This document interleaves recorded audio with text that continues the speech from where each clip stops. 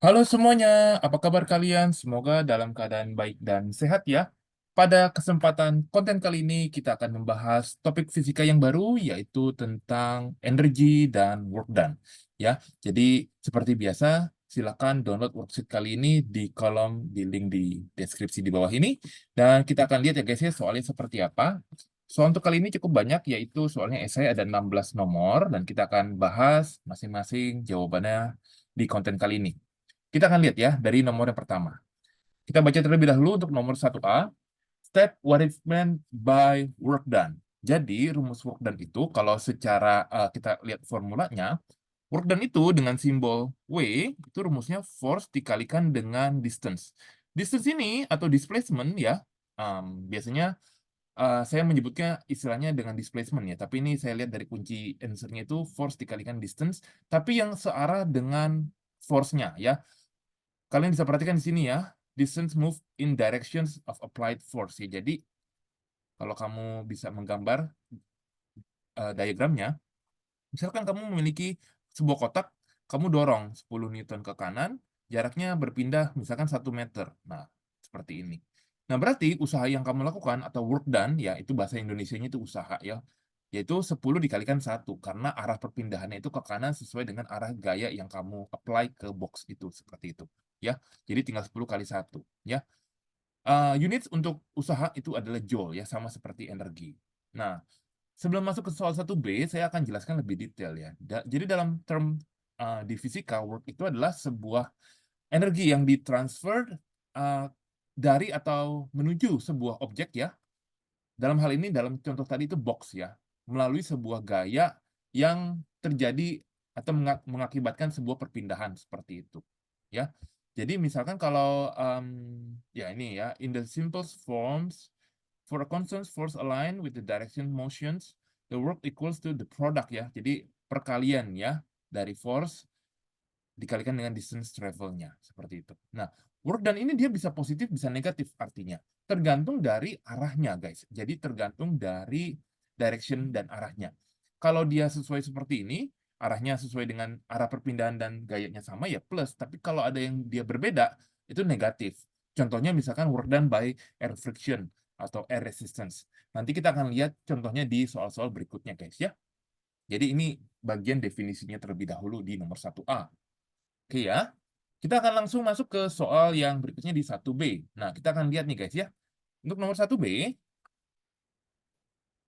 nah, jadi ada sebuah mobil nih, masanya nih sekian kilogram, dia traveling, kalian bisa lihat kecepatannya guys ya. Mula-mula itu sekian, dia ngebut, sekarang menjadi sekian. Berarti kan dia ngerem ya, when the brakes apply, there is a constant braking force sekian. Nah, jadi kalian bisa perhatikan, kalian bisa hitung kinetic energi. Nah, di sini sambil mereview ya, karena kinetic energi ini sebenarnya rumus yang sudah kalian pelajarin dari SMP. Selain kinetik nanti ada rumus potensial energi, GPE ya, gravitational potential energy.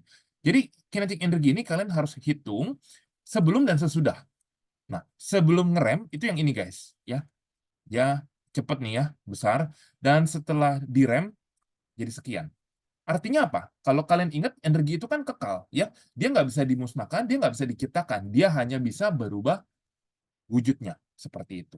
Nah, jadi kalau kamu perhatikan, kenapa bisa berkurang? Hilang kemana? Nah, hilangnya itu karena ternyata direm, misalkan menjadi friction seperti itu ya.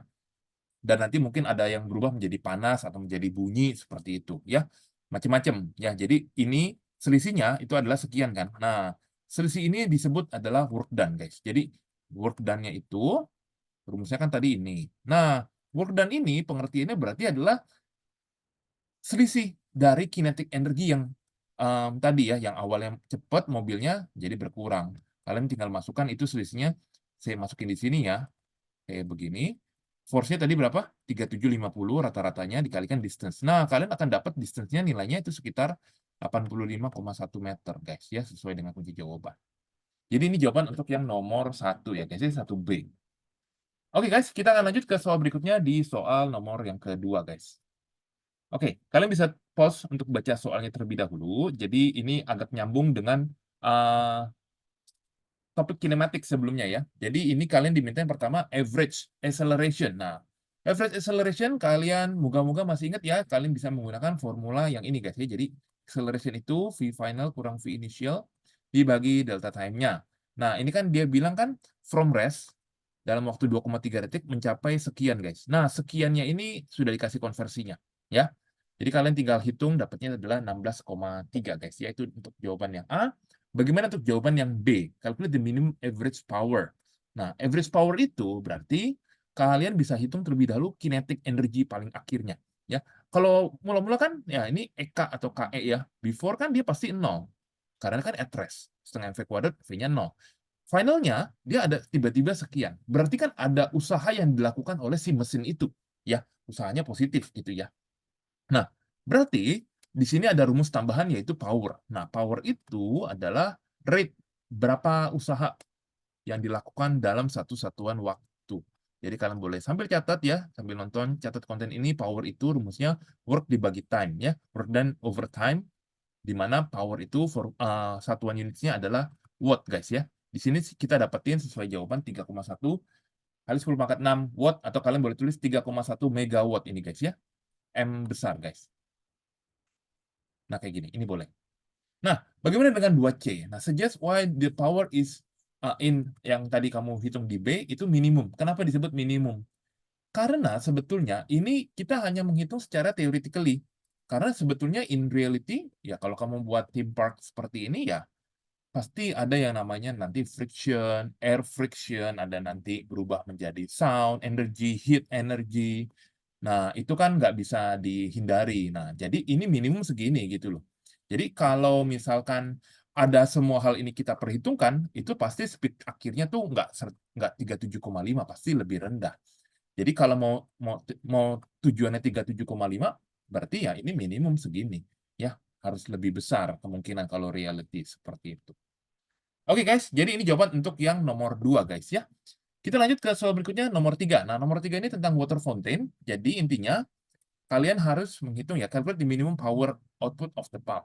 Ya, intinya power itu kan work done dibagi time. Nah, tapi untuk kasus water fountain kan dia kinetic energinya kan nggak dikasih tahu ya guys ya. Nah, jadi gimana caranya? Nah, kita bisa menggunakan ini guys ya. Jadi selain work done itu bisa dihitung dengan kinetic energy selisihnya, kita bisa menghitung juga selisih dari GPE atau energi gravitational potential energy gitu ya. Jadi kalau kamu bisa lihat di sini, awalnya kan mula-mula dia ada di bawah nih guys ya. Ini kan ketinggiannya 0 meter sampai ketinggian di 5,5 meter guys. Berarti kan ada gravitational potential energy di situ. Walaupun di atas ini dia kinetiknya nggak ada ya. Jadi kita bisa perhatikan bahwa GPI-nya itu yaitu 22.000 kilogram. Ini G-nya, ini ya, mg dikalikan H. Seperti itu guys ya. Nah, jadi ini mass-nya ini 22.000 kilogram water per hour ya. Maksudnya seperti itu. Ya, ini per hour. Jadi per detiknya itu kamu harus bagi dengan seperti ini guys ya. 60 kali 60 ya, 3.600. Jadi jawabannya di sini kita dapetin 329 watt kurang lebih ya guys ya. Itu adalah minimum. Nah, B lagi-lagi kenapa itu minimum ya? Kurang lebih jawabannya sama ya. Untuk mengantisipasi misalkan adanya air friction seperti itu ya guys ya. Nah, kalian bisa tambahkan seperti jawaban yang ada di sini guys ya. Kita lanjut ya guys. Jadi ini kita sudah sampai nomor 3. Kita lanjut. Masih panjang videonya, kontennya tetap semangat. Di nomor berikutnya, nomor yang keempat guys. Nomor yang keempat ini cukup simple, tapi dia gayanya miring. Nah, intinya si ada Dennis nih ya. Dennis itu lagi ini ya, dorong, narik narik sebuah laundry ya. Mass-nya 5 kg, distance-nya 5 meter sebetulnya ya. Nah, force-nya ini dia miring. Nah, ingat ya guys ya. Jadi rumus yang tadi saya jelasin ini, force dan displacement-nya itu harus satu arah guys. Jadi kalau kamu dorongnya ke kanan, ya displacement-nya ambil yang begini. Ini kan force-nya kan yang miring. Berarti kamu ambil yang F cos theta. Kebetulan tetanya dikasih tahu 60 derajat. Itu berarti nanti pakai yang F cos theta seperti itu. Ya. Ini jawabannya guys ya. Nggak terlalu susah ya guys ya. Jawabannya 75 joule. Kita lanjut ke soal berikutnya di soal nomor 5. Soal nomor 5 ini sekarang sudah mulai kompleks karena banyak sekali angka-angkanya. Kalian harus bisa skill menyaring dari informasi sekian banyak ini mana aja yang dipakai datanya seperti itu. Nah, how much work done by the rope. Nah, Berarti kan ini juga miring ya tariknya kan. Berarti kamu harus menggunakan, nah kalau miring gini kan, ini kan, sorry ya, ini F, berarti kan yang kesini kan F cos 30 guys. Nah, kita bisa perhatikan. Jadi, ini distance-nya itu dikasih tahu nggak ya? Nah, distance-nya nggak dikasih tahu, tapi dia bilang constant speed dengan time interval 5 detik. Jadi sebenarnya distance-nya kamu bisa cari 1,5 kali 5, which is itu sekitar 7,5 meter, ya guys ya. Nah, F-nya F cos 30 seperti itu. Nah, saya dapetin hasilnya adalah demikian guys ya. Ini jawaban untuk yang nomor 5 guys. Nah, dua nomor tadi itu kan belum ada yang namanya friction. Nah, kita akan belajar apakah ada yang work done nilainya negatif. Nah, ternyata ada. Kita bisa lihat di soal yang di nomor 6 guys. Soal nomor 6 ini, ya, jadi ada sebuah inclined plane ya, jadi bidang miring seperti ini. Nah, box ini kan turun. Nah, ada 3 yang ditanya, work done by the force of gravity, which is yang by W sin 30 ya. Yang B, itu ditanya work done by friction, yang C itu totalnya. Nah, rumusnya sama, Jadi tinggal force kali displacement. Cuma hati-hati ini force-nya itu dia yang miring ya, W sin 30. Jadi kalian harus skill dari sebelumnya tuh masih ingat nih guys ya. Yang W sin theta, W cos theta nih karena ada apa? Friction berarti ini ada normal. Sorry ya, ini saya lupa gambar normalnya. Ini saya gambarin dulu. Yang ini ke sini adalah W cos 30 guys ya. Semoga nggak lupa nih, ini adalah uraian dari dynamics hukum Newton seperti itu di bidang miring. Ya, jadi untuk yang work done by gravity ya langsung jawabannya sekian, 62,5 joule. Untuk yang frictionnya ya kamu harus hitung dulu. Friction itu formulanya adalah mu kali normal. Normalnya adalah W cos 30. Dihitung mu itu tergantung dari jenis surface-nya. Kebetulan sudah dikasih tahu koefisiennya adalah sekian 0,436. Kamu hitung dapat frictionnya 18,87. Berarti work done by friction itu 47,19. Ini biasanya sih dikasih simbol minus guys ya, karena dia berlawanan arah gitu. Jadi kalian boleh jawab pakai minus, enggak juga nggak apa-apa sih ya. Ini tergantung dari guru kalian ya. Jadi maksud saya yang tadi saya jelasin, work done by friction, ini minus karena frictionnya itu kan ke arah atas, ya, displacement-nya itu sebenarnya ke arah bawah. Jadi dia berlawanan. Jadi di minus seperti itu. Ya. Untuk yang C itu kamu tinggal jumlahin. Jadi 62,5, 47,19 ini kamu kurangin ya guys ya. Jadi ini tinggal perjanjian aja. Karena saya nggak menggunakan plus, tapi saya tahu ending at the end work net-nya itu saya akan minusin seperti itu. Tapi kalau kamu kasih minus di sini, berarti ini kamu rumusnya kamu plus kasih minus. Well, at the end akan sama aja seperti itu. Yang penting kamu tahu konsepnya ya, kapan dia plus, kapan dia minus seperti itu guys ya. Itu cuma perjanjian tanda aja seperti itu guys ya. Jadi ini jawaban di nomor yang ke-6 ya guys ya. Oke guys, kita akan lanjut ke soal berikutnya di soal nomor 7. Jadi ada sebuah treadmill yang dipakai di sebuah gym. Nah, ini gradient atau kemiringan itu dia bisa di-adjust gitu ya. Kalian lihat di sini, a person on a treadmill warm up by increasing a constant speed. Nah, kalian bisa pause video ini untuk sambil baca terlebih dahulu ya. Jadi pertama ini dia pakai 3 derajat ya guys ya.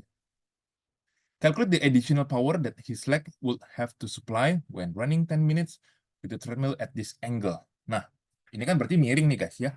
3 derajat itu walaupun kecil dia tetap miring seperti itu. Nah, kita bisa perhatikan. Nah, ini W-nya itu kan berarti W tetap ya, tetap W sin theta ya. Kayak di nomor sebelumnya kan dia bidangnya bidang miring seperti ini ya. Walaupun tetanya kecil, dia tetap W sin theta. Nah, kita dapat gayanya itu 41,1 ya. G-nya ini kemungkinan pakai 9,81. Nah, terus dia bilang kan constant speed, berarti dalam 1 detik dia menempuh 22,5 meter ya guys ya. Nah, jadi work done yang akan work done-nya itu adalah 41,1 dikalikan 2,5 ya, karena tadi rumus work done itu adalah apa guys? F kali D ya. Nah, tinggal ini kan F kali D udah dapat nih 102,8. Tinggal powernya itu ya tinggal work done dibagi time. Time-nya kan kebetulan dalam satu satuan waktu, 1 detik. Seperti itu, guys. Ya. Jadi 10 menitnya ini nggak kepake sebetulnya. Jadi jawabannya itu tetap 102,8 seperti itu, guys ya. Oke. Nah, B ini kenapa nih? Suggest why running on a treadmill is easier than running on a running track. Nah, kalau di sini kita bisa lihat ya, kenapa ya? Mungkin, nah ini ya, ini paling masuk akal. Karena ya ini sebenarnya ada beberapa banyak jawaban ya, kalian bisa lihat di sini, tapi ya yang saya sering pernah alamin ya treadmill itu dia ada ininya ya, lebih soft gitu ya, lebih elastik. Kalau di jalan itu kan keras seperti itu. Jadi dia less impact force on the runner seperti itu ya. Kalau ini ya ini sih technical lah. Di gym itu juga kadang AC atau kipas angin kan itu sebenarnya air resistance juga kita kalau kita anggap seperti itu ya. Tapi ini jawabannya seperti itu guys ya. Dan ini powernya power minimum seperti itu ya, misalkan. Oke guys, kita lanjut ke soal berikutnya di soal nomor 8. Nah, an athlete of mass 55 kilogram ya. Nah, ini belum ada jawabannya, kita akan coba bahas ya. Jadi, untuk yang bagian A, ini sebenarnya ada dua nih. Ini yang A, ini yang B. Ya. Intinya gain in GPE, GPE itu kan berarti kamu tinggal MG kalikan change of height-nya. 55 dikalikan 9,81, change of height-nya itu 3,6 meter. Nah, kamu hitung di sini. Nah, di sini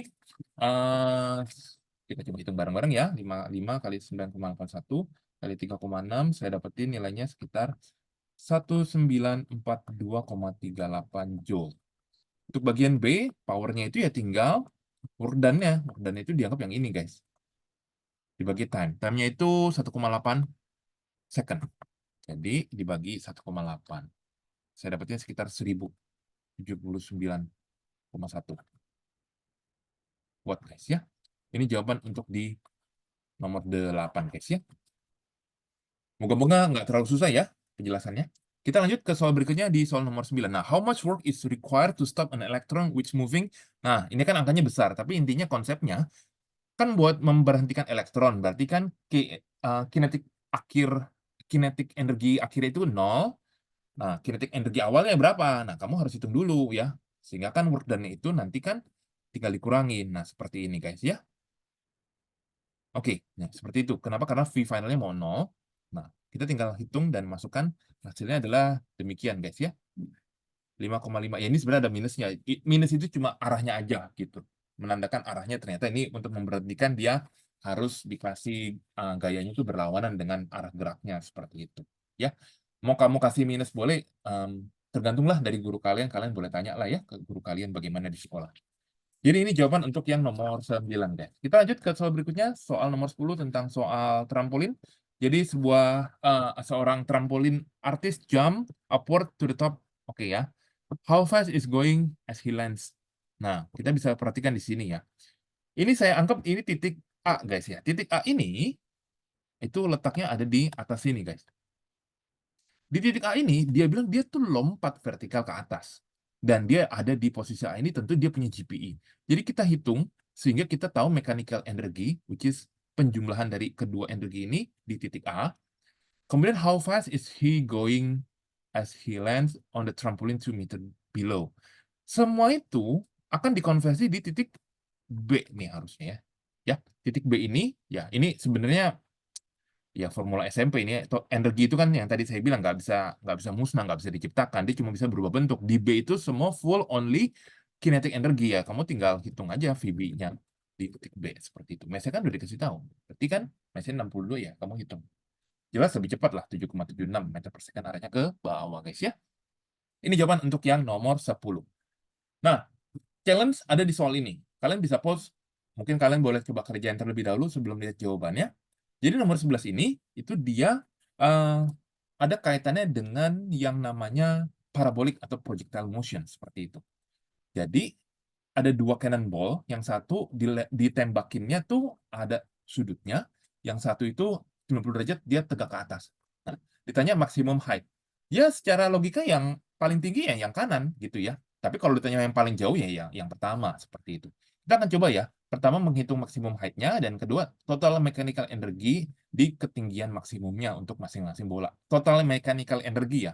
Mechanical energy itu rumusnya adalah penjumlahan dari kinetic energy dan GPE, potensial energinya. Seperti itu. Kita akan coba bandingkan ya. Ini saya coba kasih lihat terlebih dahulu animasinya. Cannonball yang pertama, dia tuh membentuk sudut 37 derajat ya, seperti ini.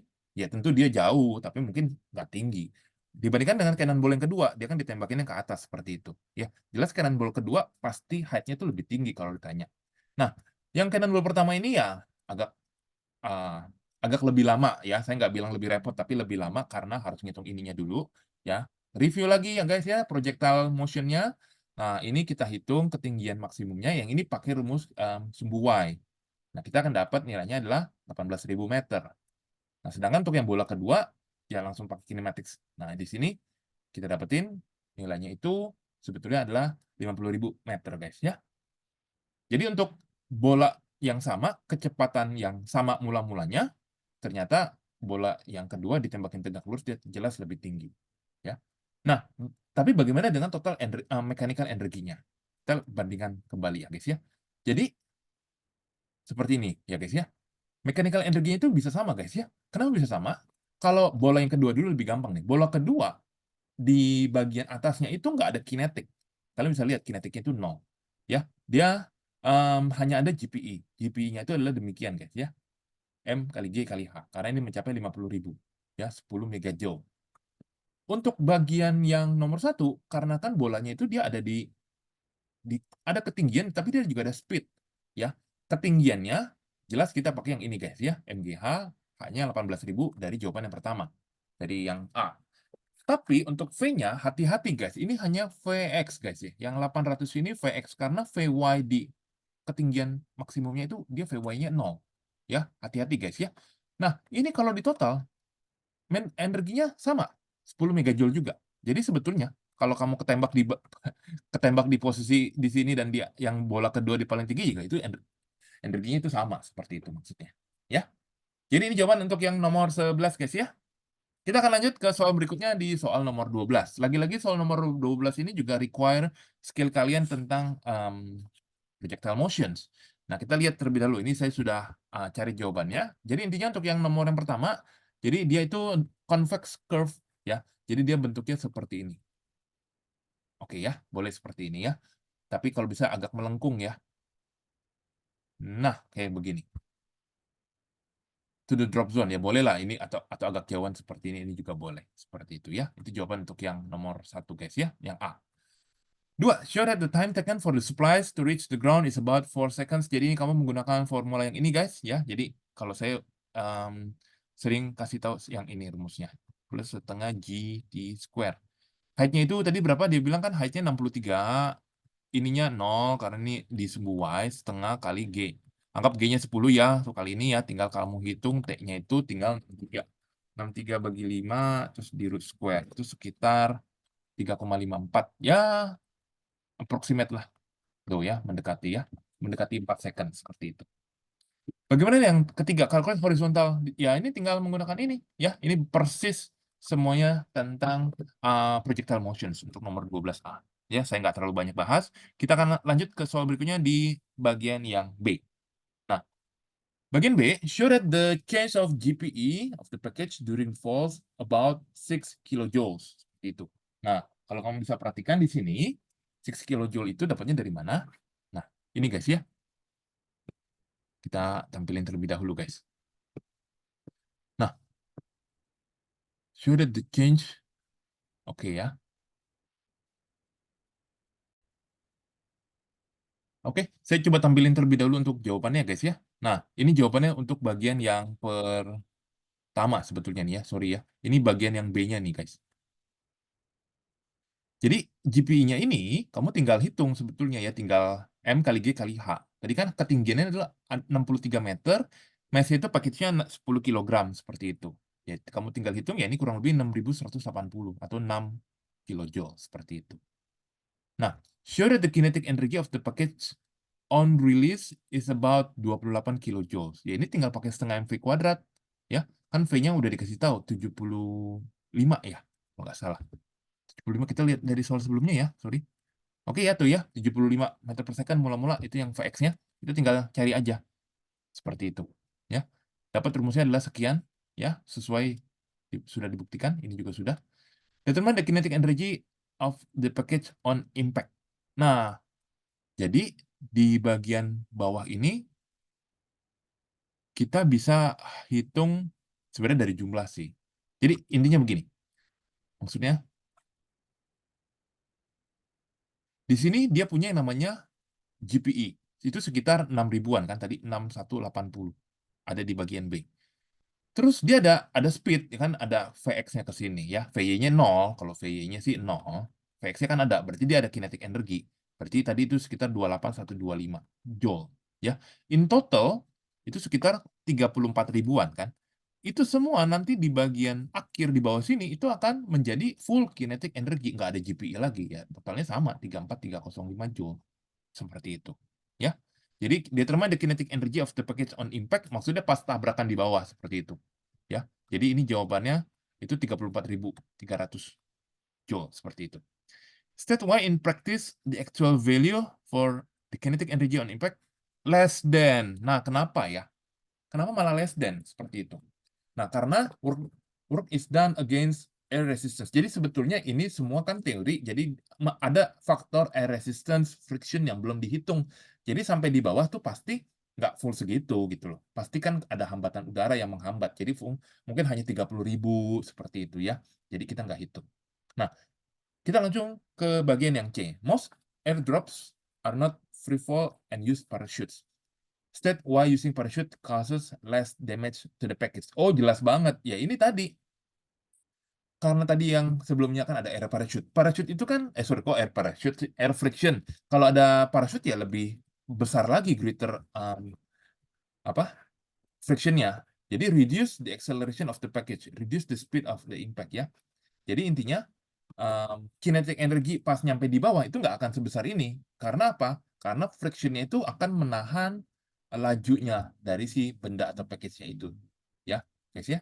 Jadi ini jawaban untuk bagian yang C ya guys ya, untuk teorinya. Oke, kita akan lanjut ke soal berikutnya di soal yang ke-13 guys. Soal nomor 13 adalah demikian ya, kalian bisa pause, bisa baca seperti ini guys. Jadi ini adalah seorang ini ya, cyclist ya, dia lagi sepeda tapi ini nurun guys ya. Yang ditanya, calculate the loss in GPE.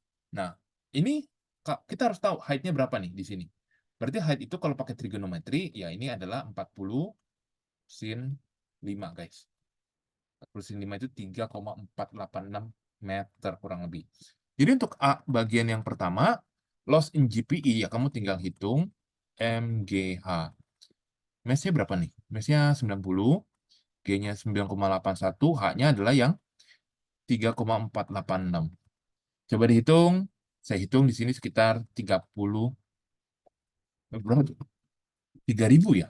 90 kali 9,81 kali 3,486. Oke, 3.700, ya kurang lebih 8 lah ya, kalian boleh buletin. Nah, bagaimana dengan yang kedua? Kita lihat guys ya, pertama ini kan start from rest. Ya, berarti kan ya start from rest ya kinetik awalnya ya 0. Ya kinetik finalnya ini yang initial ya. Ini initial. Untuk yang final itu berarti ya tinggal setengah mv kuadrat setengah 90 speednya berapa di akhir 12 ya. Jadi 12 kuadrat guys. Di sini saya dapetin nilainya itu sekitar 6480 joule seperti itu guys. Oke ya. Jadi itu increasing dari si kinetic energy. B. Use your answer to determine the useful power output of the cyclist. Jadi ditanya berapa powernya. Nah, ini powernya itu, oh sorry ya. Jadi powernya itu, power kan rumusnya adalah work done bagi time. Nah, time-nya itu dia berapa? 67 jelas ya. Nah, di sini outputnya itu, ini saya masih agak ragu nih guys. Ada beberapa, ini kan power output of the cyclist ya. Nah, kalian kalau lebih detail perhatikan, di sini awal mula-mula GPI-nya tuh sebenarnya energinya dia punya sekian, 3078. Tapi kenapa kinetik atau energi akhirnya itu bisa naik? Coba kalian pikir. Awal kan dia rest. Awalnya kan dia rest, dia kan diem, terus dia meluncur. Di bawah punya 6.000, di atas dia cuma punya 3.000 dari GPI. Itu berarti iya kan dia kan olahraga ini. Ya berarti dia ada dorongan yang dia hasilkan dari otot kakinya, dia dorong sehingga dia bisa lebih cepat at the end di bawah seperti itu. Makanya dia kan olahraga keringetan. Ada work done yang dimasuk. Nah, ini menurut saya, jadi kita cari selisihnya 6480 dikurang 3078. Jadi saya dapetin ini menurut saya ya guys ya. Tapi mudah-mudahan aja nggak salah ya. Bagi 67. Sekitar 50 watt. Seperti itu. Ya guys ya. Suggest one reason why the actual power of the output is larger. Ya, sebetulnya larger. Jadi orang itu tuh pasti nggak cuma 50 watt. Mungkin 55, mungkin 60. Karena apa? Ya itu tadi, karena harus mengcover yang namanya air resistance. Seperti itu ya.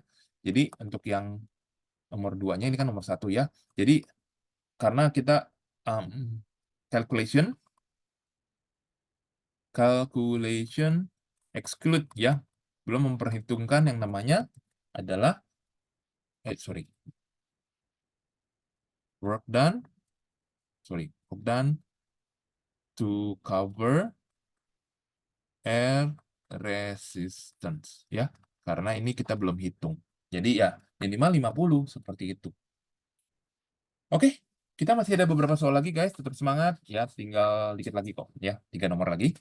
Oke, nomor 14 gampang kok nomor 14 ini. Jadi intinya kita diminta ya, kamu bisa perhatikan, ini kan 60 joule energi per second, ya, itu supply guys, ya. Jadi kalau dulu waktu di SMP itu kalian pernah belajar yang namanya Sankey diagram, ya. Ini Sankey diagram. Jadi ini, yang ini, nah ini yang waste. Ini yang wasted-nya. Aduh, maaf tulisannya jelek. Ini yang useful. Ini yang input. Useful ada yang bilang ini output, ya. Itu juga term-termnya boleh dipakai guys ya. Nah, jadi yang ditanyakan wasted 60 joule ini per second. Ini input 60 watt sebenarnya kamu di input. Ini 2,4 itu line. Ini kan electrical lamp kan.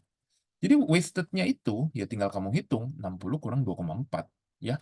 Hasilnya di sini saya dapetin 60 kurang 2,4 hasilnya adalah 57,6 watt seperti itu. Jadi ini jawaban yang bagian A. Bagaimana untuk bagian yang B ya guys ya? Bagian B, efisiensinya berapa, guys? Ya, ini efisiensi simbolnya gini. Rumusnya itu output atau yang useful-nya dibagi input-nya kali 100%. Jadi efisiensinya itu, output tadi berapa? 2,4 ya. Bagi 60 kali 100%. Ini jelas tidak efisien sama sekali ya, karena most of itu kebanyakan dibuang semua. Oh, oke, cuma 4%. Seperti ini, guys ya. Jadi jawaban untuk yang nomor 14. Oke, kita lanjut biar cepat ke nomor 15. Soal nomor 15 ini kalian bisa baca, ini sebenarnya soal SMP, ini diasumsikan tidak ada air resistance ya, kita abaikan. Ini mass-nya saya jadikan kilogram ya guys ya, 0,02 kilogram. Kemudian apa lagi guys? At its lowest point, speed-nya itu, ini ada speed 0,47 meter per second. Ini ada dua pertanyaan ya, A dan B ya guys ya. Calculate kinetic energy at this point ya, berarti kinetic energinya at this point ya tinggal setengah mv kuadrat setengah 0,02 V-nya 0,47 kuadrat. Resultnya ya kamu hitung aja pakai kalkulator ya guys ya. Saya dapetin 2,209 kali 10 pangkat min 3 joule guys ya. Itu adalah yang kinetic energi di titik paling bawah. Bagaimana dengan yang deduce the height above the bottom of the track? Nah, jadi karena kita anggap air resistance-nya nggak ada, ya, ini dianggap no air resistance. Berarti semua GPE, di sini kan ada GPE. Dia akan ke-convert semua menjadi kinetic energy. Ya, berarti kalau kamu kamu belajar menurunkannya, nanti akan didapat rumusnya di sini V itu akar 2GH, guys. Ya. Atau ya kamu bisa ini kamu perhatiin lagi 2GH. Jadi untuk mencari height-nya, itu tinggal V kuadrat dibagi 2G. V kuadrat 0,47 kuadrat 2 kali G. G-nya itu 9,81 aja. Jadi 0,47 di square dibagi 2 dibagi 9,81. Jadi 0,01125 meter guys ya. Perhatikan guys di formula ini tidak ada faktor mass. Jadi mass mau dia bolanya kecil mau dia bolanya gede, faktor mass tidak akan berpengaruh di kecepatan, guys, ya. Kalian bisa perhatikan nih. Jadi hanya ketinggian sajalah yang berpengaruh, ya guys ya. Jadi logikanya gini, kamu kalau main di waterboom, ada perosotan, ada yang orang gendut, ada yang orang kurus, dia akan mencapai kecepatan yang sama. Ya, mau dia orang gendut, orang kurus, seperti itu. Ya, mass nggak berpengaruh, hanya berpengaruh di ketinggian. Seperti itu, guys. Ya. Oke, guys, kita sampai ke soal nomor terakhir. Yay, akhirnya finally soal nomor terakhir ini itu ada gambar apa nih? Eskalator ya di sebuah airport. Ada sudut 30 derajat ya, jadi ini mirip incline plane. Nah, kamu perhatikan seperti ini, kita buat incline plane 30 derajat. Jelas ini ada yang namanya W sin 30 guys ya, jangan lupa ya, kamu harus bisa W sin 30-nya. Dan di sini saya mau coba turunin guys. Jadi kalau power itu, tadi kan rumusnya kan adalah work done dibagi time. Work done itu kan F kali distance ya guys ya. Nah, jadi karena distance over time itu kan speed. Ya, jadi tinggal force dikalikan speed-nya. Ini juga bisa kalian pakai rumusnya. Nah, jadi ya di bagian A kita pakai rumus ini. Ya, kalian bisa perhatikan. Force-nya itu kan tinggal W kali G ya, mg sin theta. Kalikan dengan speed-nya. Ya, jadi nanti akan didapat kurang lebih 180 watt, yaitu approximate lah 200 watt, seperti itu ya. Kurang lebih seperti itu. Ya. Bagaimana dengan yang B? Nah, B ini, the walkway escalator ini efisiensinya 78%. Kalau ada 15 orang yang naik dengan average 72 kg, ini kira-kira berapa harus disuplai power listriknya seperti itu. Nah, tadi kan saya udah jelasin guys. Jadi untuk yang ini saya tampilin dulu jawabannya. Rumusnya itu kan sebenarnya kan output bagi input kali 100%. Ya, atau di sini kan sebenarnya 0,78. Nah, inputnya kan yang ditanya, outputnya itu sebenarnya adalah tadi powernya. Ini dipakai 180 aja ya.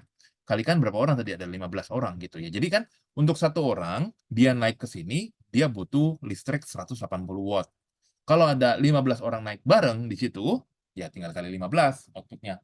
Tapi ada efisiensi 0,78. Nah, ini tinggal inputnya kamu bagi aja. Seperti itu ya. 180 kali 15 dibagi 0,78. Hasilnya ntar approximate kurang lebih adalah sekian, guys. Ini yang harus disuplai dari listrik. Seperti itu, guys ya.